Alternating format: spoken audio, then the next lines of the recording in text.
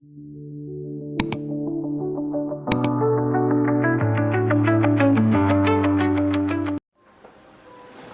everyone, my name is Bhakti and welcome to my channel Phylum Biology. We are learning Heredity and Evolution, which is from Maharashtra State Board 10th Science 2. Okay, in previous video we have already covered the concept of heredity and the changes that have occurred in the concept of heredity along with the time. In this video we are going to continue with the central dogma process. ठीक है, पिछले video में जो हमने देखा था कि central dogma process जो है वो प्रोटीन सिंथेसिस करती है. ठीक है, अगर कोई भी प्रोटीन सिंथेसाइज करना हो तो उसके लिए एक कोड है. वो कोड किसी भी चीज पे अगर है तो वो चीज कौन सी है? हमारा डीएनए. जैसे कि हमने पिछले वीडियो में देखा था, दो साइंटिस्ट थे, जेकब एंड मोनेट. वो उन दो साइंटिस्ट ने ये एस्टेब्लिश किया था कि मोस्ट ऑफ द ऑर्गेनिजम्स में जो जेनेटिक मटेरियल है वो किससे बना है? डीएनए से बना है. करेक्ट. तो जब हमें प्रोटीन सिंथेसिस बनाना है, प्रोटीन सिंथेसिस की जो ये प्रोसेस है वो प्रोसेस हमें इस्टेब्लिश करनी है. और वो इस्टेब्लिशमेंट हम कैसे करेंगे? सेंट्रल डॉगमा प्रोसेस से. ये एक कैस्केड ऑफ प्रोसेस है, मतलब इसमें सिर्फ एक प्रोसेस नहीं है, इसमें 3 से 4 प्रोसेसेस है.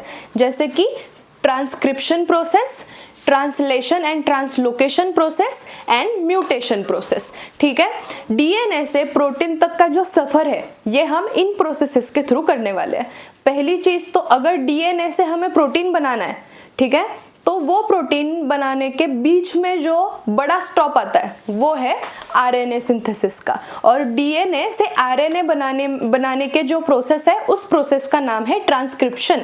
ये प्रोसेस आरएनए पॉलीमरेज नाम के एंजाइम के मदद से की जाती है. आरएनए पॉलीमरेज क्या है? एक एंजाइम.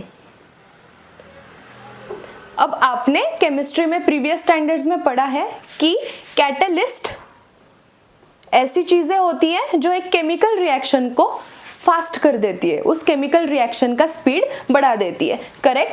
तो जो एंजाइम्स है वो बायोलॉजिकल कैटलिस्ट है. जो बायोलॉजिकल रिएक्शंस है उनका स्पीड बढ़ाने का जो काम है वो कौन करता है? एंजाइम. आरएनए पॉलीमरेज क्या करेगा कि डीएनए का जो आरएनए ये प्रोडक्ट बन रहा है through the process of transcription, इस प्रोसेस को थोड़ा रेट, उसका प्रोसेस का रेट थोड़ा फास्ट करेगा, उसको थोड़ा स्पीड अप करेगा.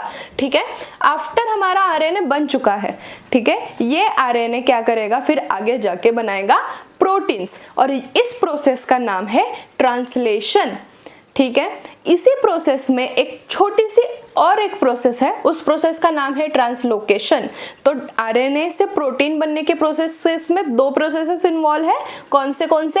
Translation and translocation. अगर आप ट्रांसक्रिप्शन, ट्रांसलेशन, ट्रांसलोकेशन में कंफ्यूज हो रहे हैं तो अभी तक ये रहने दीजिए, क्योंकि जब ये प्रोसेसेस हम एक्सप्लेन करने वाले हैं तो इन वर्ड्स का मीनिंग आपके लिए क्लियर हो जाएगा और ये कंफ्यूजन भी निकल जाएगी.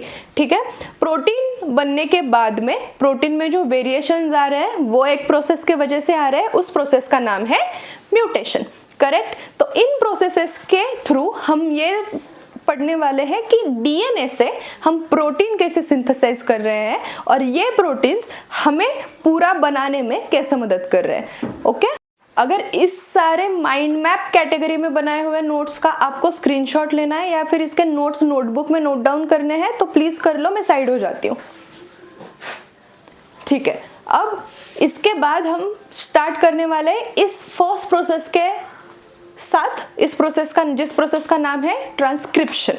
तब तक के लिए take care. I hope I see you in my next video. Bye.